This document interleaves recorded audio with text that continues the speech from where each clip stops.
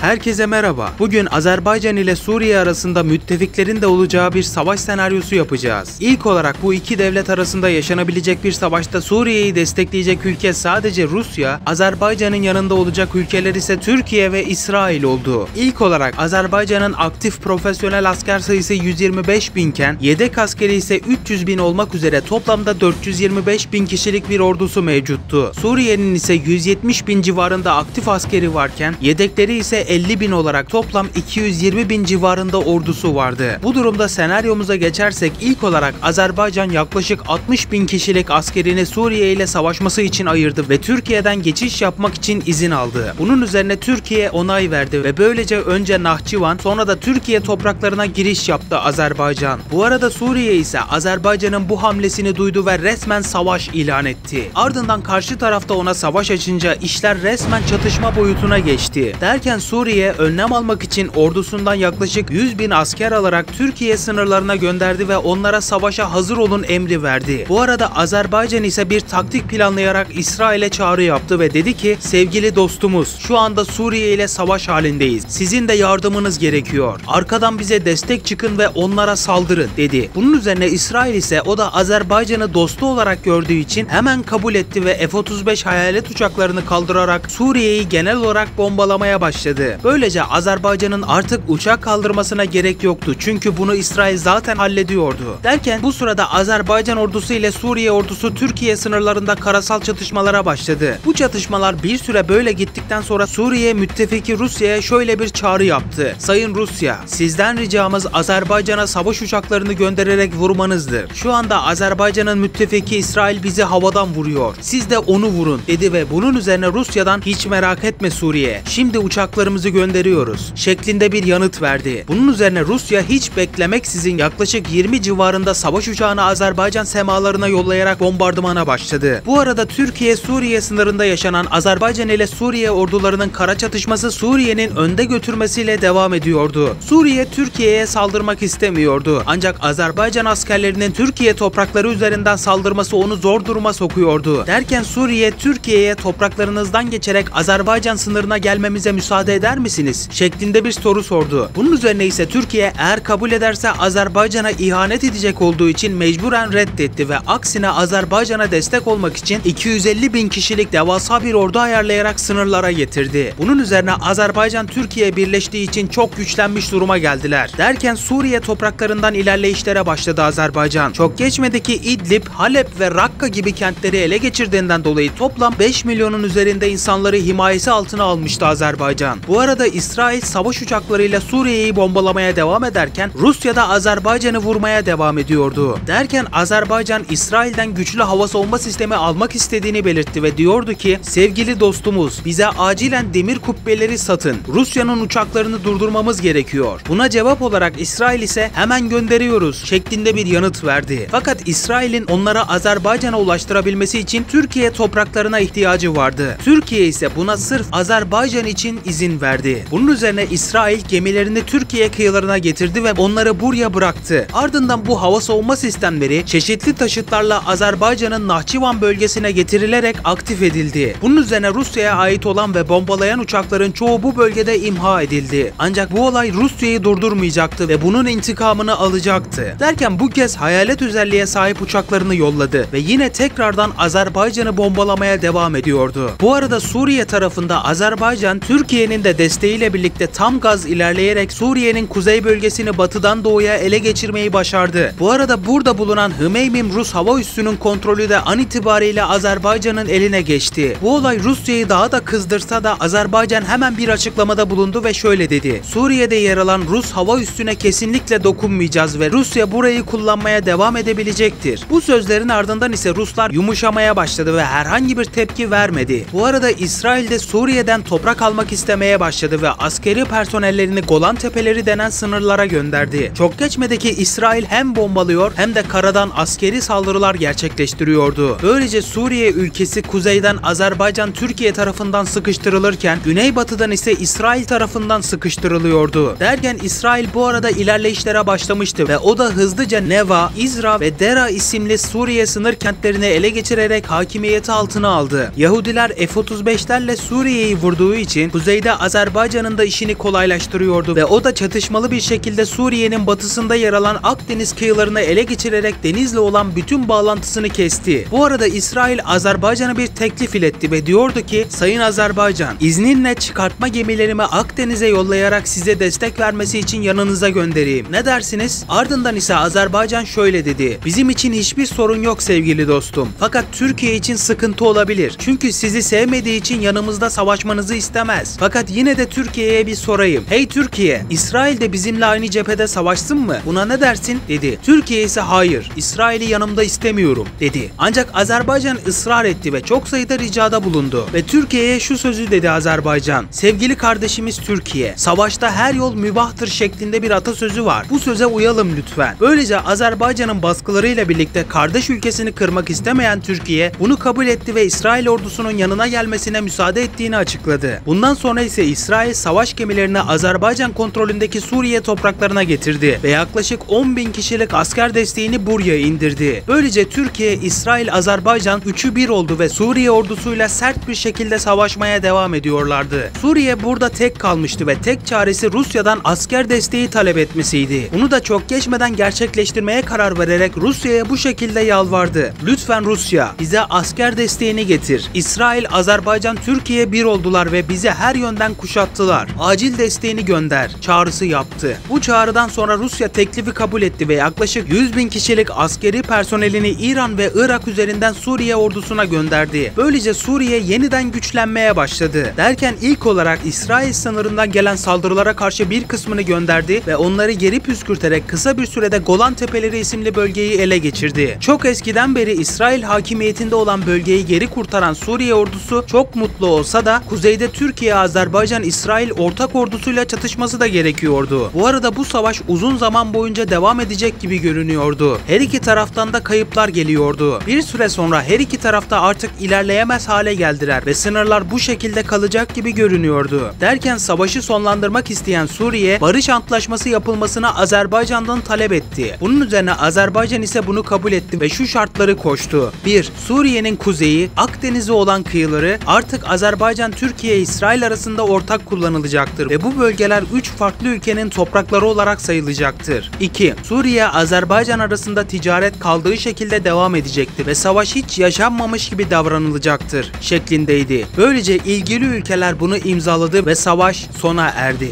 İzlediğiniz için teşekkürler. Daha fazla senaryo videoları için bu videoyu beğenip paylaşıp kanala da abone olabilirsiniz. Bir sonraki videoda görüşmek üzere.